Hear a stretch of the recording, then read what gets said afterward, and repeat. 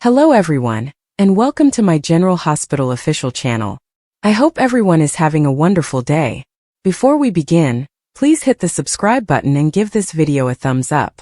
According to General Hospital teasers, Michael Corinthos will encounter a difficult situation on the witness stand. Let's discuss what to expect from what appears to be a courtroom surprise from Rick Lansing. There will be some dramatic scenes during the week of June 2nd to 6th, as Willow and Michael Corinthos get ready to battle with the assistance of their lawyers. Rick will have some strategies up his sleeve, but Diane Miller will be ready to fight Willow and Drew Kane in court. Nina Reeves may eventually tell Rick that Michael is the real father of her child, despite her conflicting feelings over betraying Sasha Corbin. Even the suggestion that Michael cheated and has been concealing a pregnant mistress could influence the judge, even in the absence of paternity proof. Willow moving to DC is not something Nina wants. With Drew and is aware that, should she be granted full custody, she might actually do so. The alternative, however, might be Willow losing her children entirely. If Willow learned that her mother could have helped her win in court but did nothing, she would despise Nina. Nina may therefore give Rick the information he needs to expose the paternity truth. Nina might, however, have a unique request to ease Sasha's burden. Maybe Nina will pressure Rick to confront Michael instead, forcing him to confess in court. Sasha might be forced to discuss their passionate meeting and the true owner of her child, if Rick can persuade Michael to confess on the witness stand. If Michael spills the beans and allows Sasha to support his accusations, she might be able to escape being charged with perjury. In any case, there should be some mayhem with paternity, so be sure to watch for all the startling scenes that are about to happen. Soon enough, Michael and Sasha's actions ought to come back to haunt them severely. According to General Hospital spoilers, Michael can have a harsh awakening when he takes the witness stand, so pay close attention. No one anticipated that the animosity between brothers Rocco and Gio would blow out the way it did, even though it had been building for years. As siblings frequently do, the two had always been close as children, sharing dreams, secrets, and even the odd argument. As they grew older, though, something changed, misunderstandings festered, animosity grew, and the once unbreakable bond started to erode. One fateful evening, Gio dropped a bombshell that left Rocco reeling, and it all came to a head. Although the specifics of what was said are yet unknown, witnesses to the altercation characterized it as explosive. The normally composed Rocco was spotted hurriedly leaving the room, his face a mask of rage and betrayal. Gio, however, stood motionless, his face displaying a mixture of stubbornness and remorse. The consequences were immediate. Family members and friends were split, with some supporting Gio and others supporting Rocco. Was it money? Rumors flew like wildfire. A long-kept secret in the family? Or was it a betrayal so intimate that neither brother was able to recover? One thing was clear. The gap between them was wider than everyone had thought, even though the truth was still hazy. As the days went by, Rocco stopped talking to Gio and stopped using his name. Gio, meanwhile, made an effort to get in touch, sending texts and voicemails that were not returned. The brothers, who had previously been inseparable, were now strangers, their relationship reduced to hate and silence. Those closest to them feared the worst, that this was a permanent fracture rather than just another argument between siblings. The question hung in the air. Was Rocco and Joe's relationship over? Or could they possibly get back together? For now, everyone was surprised by the shock of their falling out, but only time would tell. No one anticipated that the animosity between brothers Rocco and Gio would blow out the way it did, even though it had been building for years. As siblings frequently do, the two had always been close as children, sharing dreams, secrets, and even the odd argument.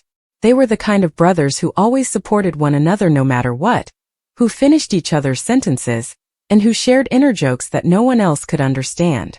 Everyone believed that their link was unbreakable and unshakable, and it was the subject of family legend. But as they grew older, something changed. The pleasant childhood years gave way to the demands of adulthood, which brought with them obligations, goals, and regrettably miscommunications.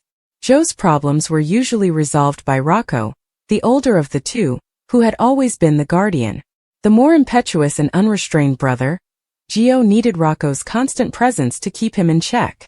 This dynamic operated for years. However, the fissures became apparent as their lifestyles diverged. Rocco had always been the responsible one, the one who worked hard, complied with regulations, and prioritized family. He had created a solid, dependable, and stable life. Gio, however, had a lot of dreams. He pursued possibilities with a daring, occasionally reckless, and always passionate intensity. Gio saw potential where Rocco saw caution. Gio saw adventure where Rocco saw danger. Originally complementary, these distinctions eventually turned into points of contention. A few years back, Gio made a decision that Rocco couldn't support, which was the first genuine indication that anything was wrong. It was merely a career decision that Rocco felt was too reckless and impetuous, nothing disastrous. He had attempted to dissuade Gio, but Gio had resisted, claiming to be an expert in his field. Their first true blowout, the type that left them both shaken, was the debate that ensued. Of course, they had battled before, but this time was different. This was a fundamental confrontation of principles rather than merely a dispute. Even though they had finally made amends, the animosity's still there. Rocco couldn't get rid of the impression that Gio was acting selfishly, and that he wasn't considering the impact his decisions would have on the family. Gio, on the other hand, felt constrained by Rocco's incessant need to be in charge and to be cautious. He wanted to be allowed to make his own errors, but he still loved his brother. Silently, subtly, the tension between them increased. Conversations grew more circumspect and family get-togethers became tense. Even though they continued to laugh together and support one another when necessary, their ease with one another had vanished. Naturally, their mother was the first to notice. Moms always do. She made an effort to gently encourage them to get back together, but neither of them was prepared to acknowledge that there was a genuine issue. Then came the night that it all fell apart. The evening had begun with a family meal at their parents' place, just like any other. Gio, as usual, arrived fashionably late, but Rocco had arrived early, helping his mother arrange the table. Everything appeared normal at first. They avoided the typical landmines, engaged in small talk, and acted as though nothing was wrong. However, something changed as the night went on. Perhaps it was the wine, perhaps it was the weight of all that was unsaid, but all of a sudden the meticulous facade fell apart. Nobody knows for sure what started the disagreement. Some claim that Gio made a light-hearted jest regarding Rocco's employment, which Rocco mistook. Others believe it was a more serious issue that had been brewing for years.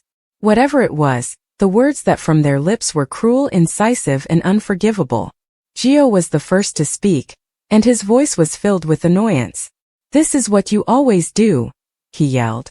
"You behave as though you know what's best for everyone, and that the rest of us should just follow your lead." Rocco's expression clouded. "Perhaps if you gave it some thought, I wouldn't have to." There was silence in the room. Their parents looked at each other anxiously, but Gio revealed the truth before anybody could stop him. "Are you curious about the truth?" Gio spoke in a low, menacing voice. "Something that I've been hiding from you.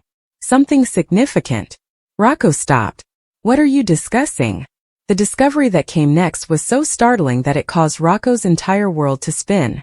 Although Joe's exact words are still unknown, some claim they had to do with money, while others speculate about a long-kept family secret. The effect was felt right away. Rocco's hands curled into fists and his face turned pale. It appeared for a second that he may say anything, but then he turned and left without saying anything. He left behind a deafening quiet. Gio stood there, a sort of remorse replacing his former indignation. He began, "I didn't mean," but it was too late. Rocco had left already. The consequences were severe and quick. Rocco stopped communicating, not returning calls or texts. Gio made an effort to get in touch, sending progressively frantic messages, but Rocco was done. Family members and friends found themselves torn between two opposing sides in an unfamiliar conflict. While some accused Rocco of overreacting, others blamed Gio for whatever he had said. However, nobody truly knew the whole story. The gap between them only widened as the weeks stretched into months. Without mentioning his sibling, Rocco plunged himself into his task. In the meantime, Gio deteriorated, his typical self-assurance giving way to a senseless remorse. He had hoped to change Rocco's perspective and jolt him out of his inflexibility. Rather, he had ruined the one connection that had always been most important. Their folks were devastated. They had always taken great pride in their close-knit family, so it was intolerable to watch their sons grow apart. The scars were too deep, despite their best efforts to negotiate and find a solution to heal the division. Whether Rocco and Gio can ever get back together is the topic at hand. In the past, brothers have battled and then come together. This feels different though. This is more than just a quarrel. It's a betrayal and a rift in their relationship's core. If they can recover, only time will tell. As a terrible reminder of how easily love can turn to rage, and how even the strongest relationships can collapse, the shock of their rift lingers for the time being. Mac was glad to see Jason at the PCPD, so he could handle Aunt Tracy. Jason walked silently inside his interrogation room. "Oh please, this is not the time for your strong silent act.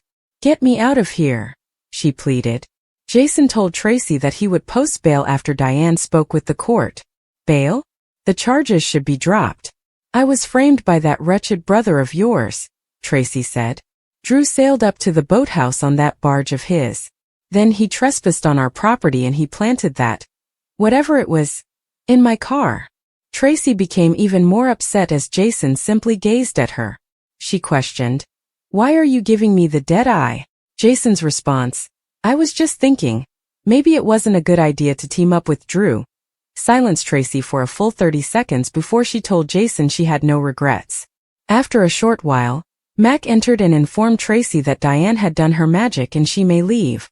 At that moment, Jason got an enigmatic phone call. He picked up the phone and asked the individual what he needed done. Jason informed Tracy that he had more important things to accomplish, so she needed to find another ride. From her home, Elizabeth watched the ball. She shut off the television after witnessing Joe's public outburst of rage, saying, "Well, that was intense." Lucas immediately entered the room wearing a tux and holding a bottle of champagne. Since the top nurse reportedly cannot sit in a ballroom using a wheelchair or crutches, he assumed he would simply bring Liz to the nurse's ball. While Lucky was out on a lengthy errand, Liz put on the paper tiara Lucas had brought and poured her some champagne. They recalled the 10-year-old ball where Carly informed everyone that Hayden was a fake and not actually married to Jake Doe, also known as Drew Kane, while Brad proposed to Lucas and Rick proposed to Liz. Lucy attempted to quiet the crowd as Gio lost it and revealed that Brooklyn and Dante were the parents who had given him away. Emma then pursued Gio. She smiled uncomfortably and said, "Didn't I tell you guys that anything can happen at the nurse's ball?" Chase nodded to his wife while remaining on stage. Brooklyn stood up and hurried out the ballroom after her mother. "What the hell is Gio talking about?" Dante murmured to Lulu while Lucy was babbling, and Cody came over and drew him aside to speak. To answer some questions, Cody led Dante into a dressing room. Dante was shocked and wondered how Cody knew. "I know this is a lot to take in. I don't know the whole story, but I know one thing for sure. Brooklyn had your baby," he said. "I've known about the pregnancy since that summer. That's why Brooklyn left Camp Martha early. She was pregnant," Cody said. Cody claimed that Brooklyn had sworn him to silence, but Dante was furious that Cody had never told him. "Then, when I didn't hear any more about it, I assumed that she terminated the pregnancy," stated Cody. Dante exclaimed, "And that baby is Gio. Gio Palmieri is my son," before he almost started crying. "So, that little kid that I used to see lighting sparklers on the 4th of July block party, that was my boy? Did Brooklyn know?" said the man. Ned, Lois, and Sunny also went. Carly stopped Lulu as she attempted to follow. She remarked, "Lulu, don't. You've done enough." Lulu threw a fit as Carly led her into the ladies' room. Lulu clarified that Gio most likely overheard her confronting Lois. She wanted to locate Dante, but Carly wouldn't let it. Dante needs to hear the truth, but he needs to hear it from the people who were actually involved. That is Lois and Brooklyn, not you. You need to calm down because for better or worse, you're the one who set this whole train in motion. You need to get off the track before you get leveled, Carly said prior to seeing Joss and Trina act. Olivia, gasping for air, caught up to Sunny in the lobby. "Could this be true? Is Gio our grandson?" she inquired. Sunny appeared equally astounded. Sunny asked, "Did you know anything about Brooklyn having a baby?" "I'm embarrassed to say I did not," Ned answered. Olivia started asking Chase questions when he showed up. "Brooklyn had a baby? Is it true or is it not?" she inquired.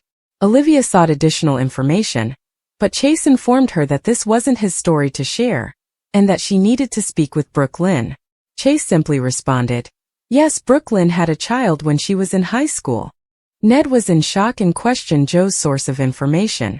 "I don't know how Gio fits into this, but my gut is Joe's just as confused as we are," Chase stated. "Bet I know who can clear it up," Sunny suggested. Olivia knew he was referring to Lois. "I'm positive that Lois knows something," Sunny continued. Olivia was shocked that her best friend would have concealed such a thing from her. Dante approached them from behind trying to find Brooklyn. Chase attempted to follow him after he left without finding her. Chase was stopped by Sunny, who informed him that Dante and Brooklyn needed to work things out on their own. Additionally, Sunny had to prevent Olivia from pursuing Dante. "We need to go back into that ballroom, distract our minds, and let the kids do what they're gonna do," Sunny said. Sunny and Olivia left, but Ned stayed to speak with Chase. Although he was relieved that Brooklyn told Chase, he was offended that she kept it from him. "I'm her father. Did she think that she couldn't trust me with that?" asked the man. Ned's voice cracked as he continued, "I should have known, so I could have been there for my little girl." Brooklyn believed the truth would harm him, Chase informed Ned. Is that really what Brooklyn thought or what Lois made her think? Ned pondered. Backstage, Trina and Jocelyn contemplated whether to look for Gio, but Lucy discovered them and informed them that they needed to change because they were the next to perform. The young women sang a lovely ballad about friendship once Lucy eventually led them to the stage. Curtis, Portia, and Kai congratulated Trina after they finished their song, and then Curtis and Portia went to bed. Joss, who was concerned about Gio, was commended by Carly. Then Willow and Drew came up to them and requested a private conversation with Carly. "I want to end this terrible fight over the kids. It's not good for anyone, especially not Wiley and Amelia," Willow stated. "We just want a peaceful path moving forward. That's why we're willing to find common ground. Even you have to admit that we have the upper hand when it comes to the custody hearing," Drew said. Carly informed Drew she didn't believe that at all, grinning confidently. Drew started to accuse Carly of having delusions, but he changed his tone to one of maturity after remembering that he was supposed to be kind. Carly said to Willow, "It would be great if you could speak for yourself." Drew then reiterated Willow's statement. "We're a unit, Carly." At last Willow said a few words. "Drew and I believe we can come up with a custody arrangement that could satisfy both sides," she stated. Willow urged Carly to be practical when she proposed joint custody.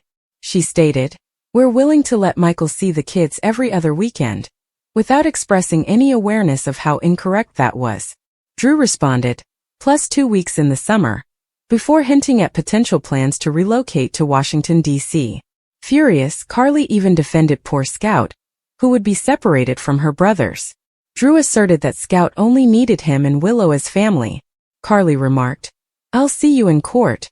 Before Drew could get in Carly's face, Willow fled. "The best part is if you lose Michael his kids, he's only going to have you to blame," he continued in his characteristically eerie tone. For the final number, everyone sat down in the ballroom. The children of Port Charles ascended the stage. "I'll Be There" was sung in a really cute way by Donna, James, Georgie, Wiley, and Scout. When they were finished, Wiley screamed, "Daddy!"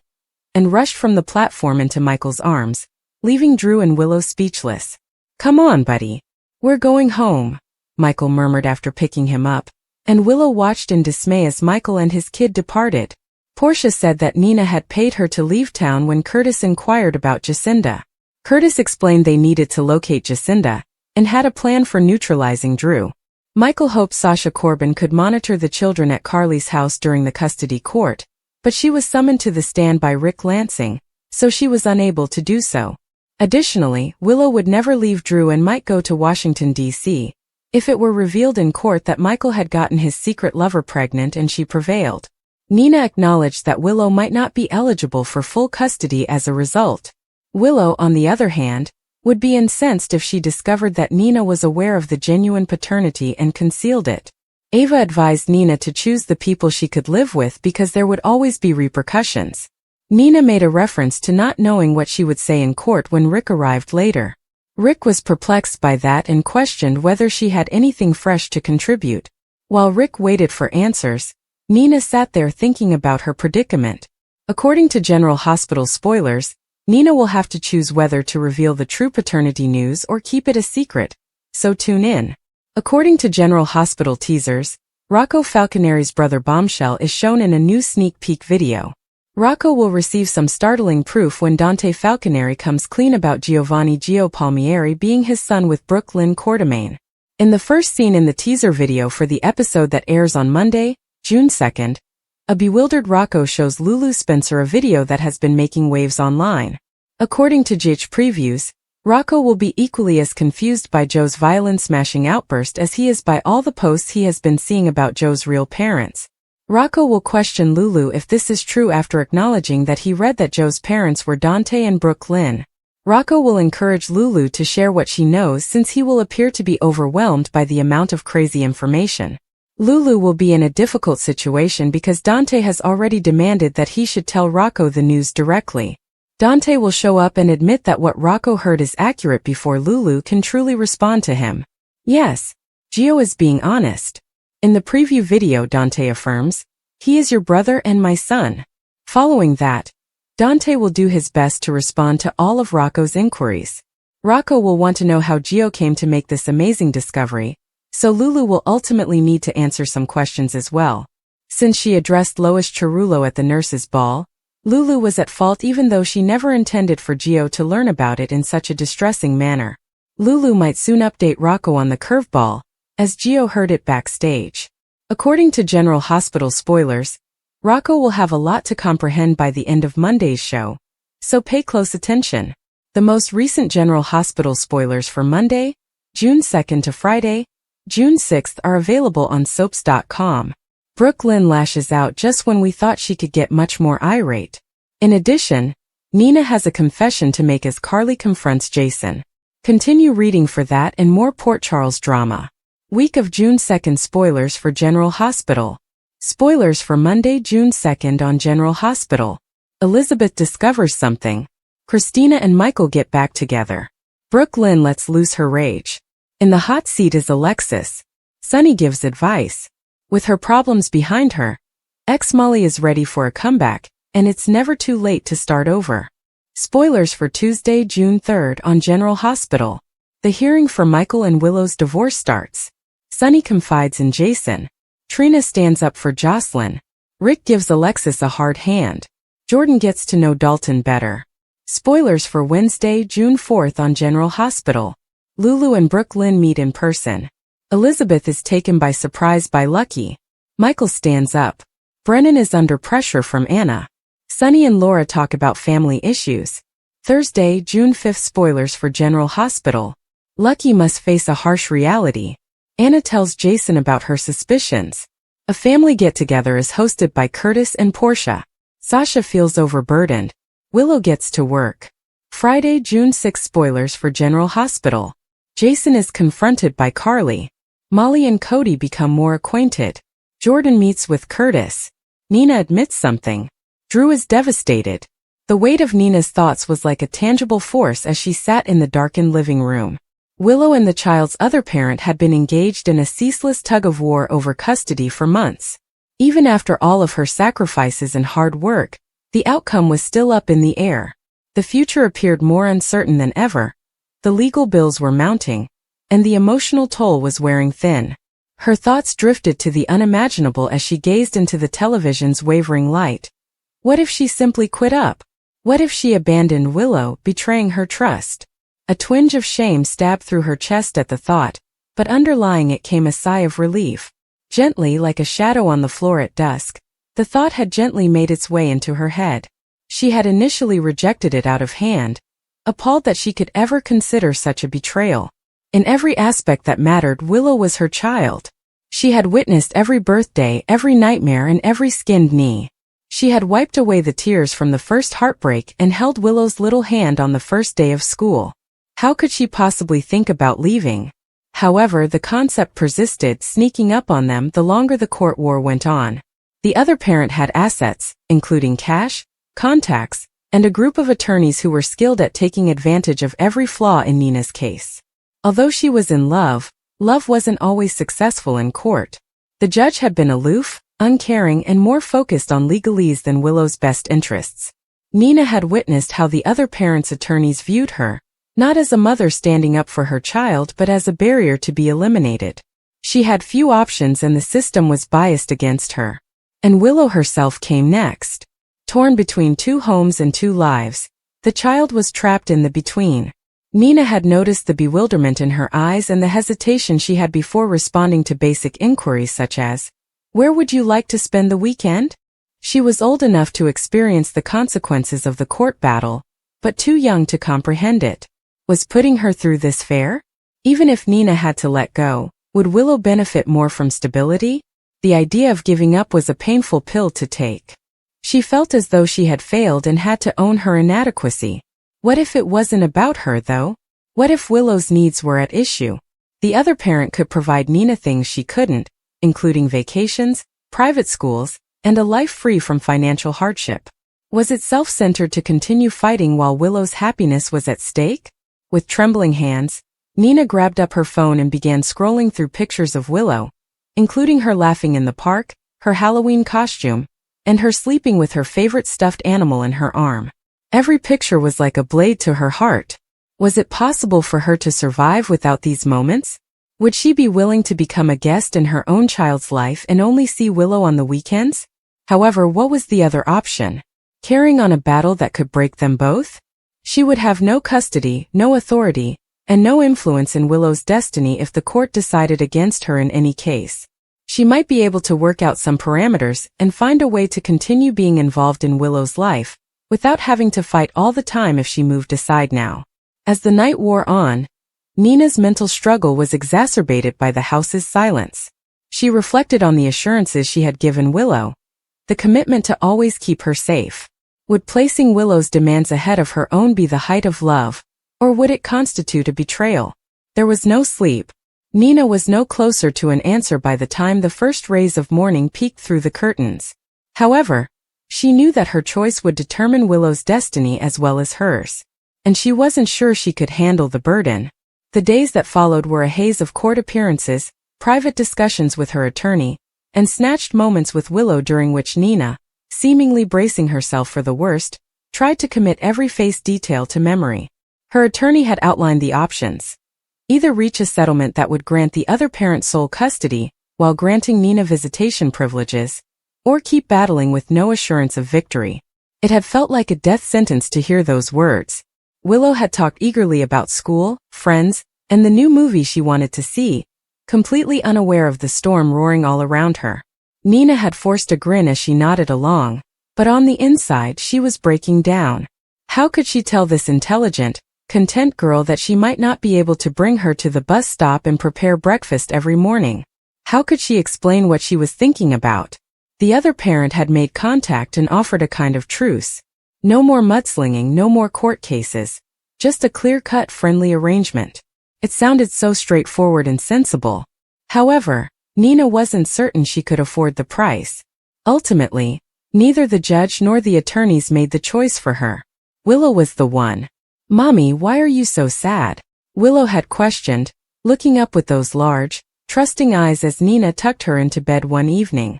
Nina knew then and there. She had to stop putting Willow through this. They were both being destroyed by the struggle. If taking a step back allowed Willow to be at peace, then perhaps, just possibly, it was the perfect plan. A week later, the documents were signed. Nina's signature was unsteady, with tears smearing the ink. It was not surrender, she told herself. It was a sacrifice. However, the weight of her choice descended upon her like a shroud as she left the lawyer's office. Like it always did, life went on. Although there were still nights when the pain of missing Willow was too great, Willow adapted to the new arrangement better than Nina had anticipated. Nina received weekends, holidays, and the occasional dinner as promised by the other parent. She reminded herself that it was more than some parents received. It was sufficient. However, Nina questioned whether she had made the correct decision during the quiet times when the home was too empty and the silence was too loud. Was Willow saved by her, or had she betrayed her? It was impossible to know for certain. She had no choice but to cherish their time together and hope Willow would eventually come to understand.